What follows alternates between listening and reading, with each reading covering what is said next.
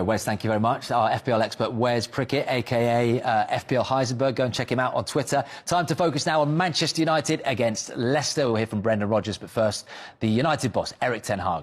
A hard night for your players. It's an intense game, and then you've got to start again against Leicester in an important game on Sunday. Is it possible for the players to re-energise and recharge for over such a short space of time for a big game on Sunday? Yes, of course. And it's about if we do the things right, and we are ready. We are in this rhythm for many weeks, and so our players are doing really well in their sleep, in their recovery, in their food, and they will be ready for Sunday, definitely. Dave. Hi, Erik. You're third in the Premier League, on course to return to the Champions League. Did this performance tonight convince you and show you that this team belongs back in the Champions League, that you can get back there straight away? Oh, we are in the right direction, but we have to fight for it. That is two ways. One is the Europe League, and the other way is the Premier League. So we know what to do, and we have to see it from game to game, and to fight and to get back in the Champions League. Paul. Erik, with the busy schedule, is it something that the players, should relish and accept that this is what they've got to deal with if they're going to be competing for big trophies right to the end of competitions? But the players in our squad, they liked it. They like it. They like to play big games, and they know also as a team and as individual, you grow from such games. Today, we went better players, we went better team. So that will help us in our process, and we are in the right direction. So we have to keep this process going. We will analyze again. We will criticize what went good, what went wrong, and we move on. Sunday, next game, next big game. Neil. Erik, we've seen Arsenal drop a lot of points. Manchester City have had a couple of slip-ups. Does this show that the title is still up for grabs for more than two clubs? We don't think about so far. What we have to do is to put us in April in the right position, and so our thinking can only be on the next game. Always have to be better as the previous game, and think about game for game and put there the energy and the focus in. So does that mean that for in April to still be within maybe a chance? Maybe within 4 or 5 points of the top? It does mean that we have to win on Sunday, and that we have to collect the 3 points against Leicester, and that demands a lot of energy and demands high standards. I look at Manchester United and I see the introduction, firstly, of new players coming in. If you think of players like Christian Eriksen and Martinez, really outstanding players. In Casemiro, they've got a real world-class player who's that comforting player for them, that he's got the experience, he's got the qualities, he's got everything, he's always calm.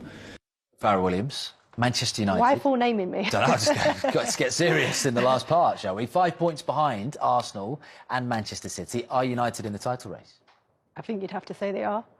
I think the form of Rashford has been second to none. It's been unbelievable to watch. It's been nice to see, the criticism that he got last year, and rightly so. And Man United wasn't in a great place, but the way he's reacted and responded to that, went away in the summer. He had a good World Cup with England, and he's just continued that form on for Man United. But I think Casemiro and this Man United team is going to be a huge miss in the game. So I think this is the last one now. Last game left, is it? Or has he got another one? He's got one more. This is the one. This is the last one, isn't it? And then he's back. But you look at the points there. They're certainly in the title race. There's 4 points, 5 points in it. And we said that we can still see Arsenal dropping points between now and the end of the season. We can still see Manchester City doing that. So there's certainly a three-way, I would say, race for the title. But I would still say Manchester City are going to win it. I think we all want whatever Marcus Rashford's drinking, don't we? Because 14 goals in 16 games in all competitions since the World Cup is just astonishing. All to do with the focus, which is what we see in the celebration. Yeah, the funny thing is, did it start at the World Cup? This is a massive tangent, but he scored that free kick against Wales, flew in. Yeah. and he got loads of praise. But I thought he was absolutely shocking in the first half. But obviously that like sparked something into him, and he's like one of the informed players in the world. You're one of the guys that writes about him, that's motivated him this year to do even better. He's putting up my words. And, that's where the focus comes in. Like, you got to block out people like me saying he was shocking when he had like man of the match performance. Yeah, look. Would you play him through the middle more? Because, you know, it's interesting that in that game where he went up top, where Shaw put in that perfect ball at Leeds, and I was there, and we were watching Wout Weghorst go into the 10 role, which he did against Barcelona. A 6'6" guy playing 10. Would you not play Rashford higher up? Would he not be more amongst the goal?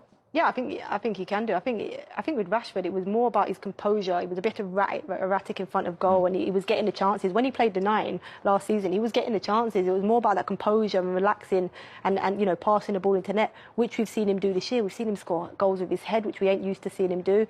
He's just, I think his all-round game now has come on. I mean, as I say, I don't know what he did in the summer, but he certainly went away and worked on himself, more importantly. And you know, you talk about confidence, and sometimes you need to get that confidence from within and know what it is you need, rather than trying to rely on your teammates or your manager, which he probably did too often last season. I think working with himself and the way he's come back is, as I said, it's been phenomenal. And yeah, now we've seen Sancho's back as well. Similar thing. He's gone away and worked, and Ten Hag sent him away, and he's come back looking, you know, close to how he was before. It is going to be his best scoring season, looking at what we just saw there. But in terms of Manchester United, could the fact that they don't play City and they don't play Arsenal impact that title race? I mean, they'll be praying for a draw at the Etihad, won't they, between those two? Well, it's interesting, isn't it? Because we were saying earlier on about maybe it's not as consistent in the title race, where whoever's top just keeps winning out. And maybe I think that's why United are in with a shout. Because I remember I went to the Manchester derby when they beat City, and I bumped into a United fan I know, and he was like, "Do you think United are in the title race?" I was like, "Yeah," because they're not up against a prime City or a prime Liverpool. I was like, I think teams are going to drop points. So there's a few ifs involved, but you know, if City and Arsenal were to drop points this weekend, not massively unheard of because of their situations, and United win, all of a sudden, you know, everyone's really talking about it. Good fixtures coming up there. They always seem to have a good run of fixtures. It's obviously not true, but they always seem to have a good run of fixtures. United. Like, I think coming back from the World Cup, everyone put Rashford in their FPL teams because it was like, these fixtures are winnable. They've got another one there. Yeah, they will be playing for a draw by then, but that's the end of April. They've got a lot to make up before then. But they're ticking along nicely. And obviously in the Europa League, everyone was loving that performance against Barca, weren't they? Like this, I've never said this over the years, and I've hated it when people have said it, but it feels like United are back. Not peak Ferguson levels, but you can actually expect them to go and win a game now.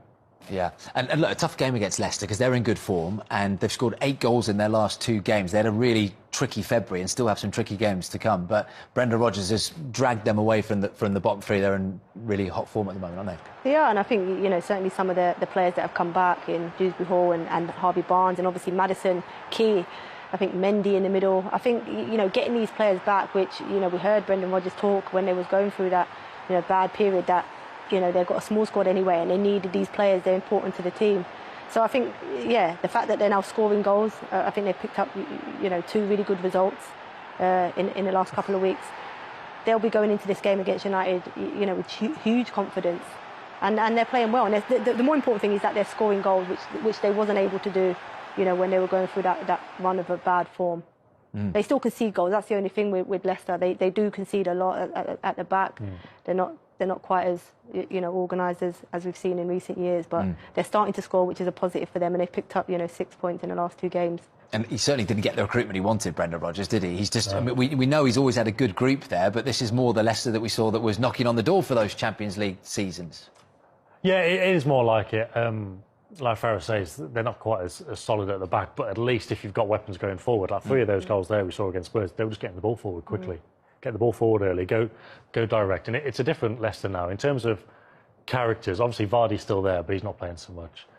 Schmeichel's left. There has been a bit of a turnover in that department, and obviously last summer they basically sold a lot of players and didn't bring an awful lot in, and that's why people were worried about them at the start of the season. They've turned that around. There wasn't too much going on in January either, but like Farah says, getting players back in and not... It just feels really basic to say this. I feel like you expect more from us coming on. But with with Rashford in United, he's just class at the minute. You can't look past him as a talking point. And it's the same with Maddison for Leicester.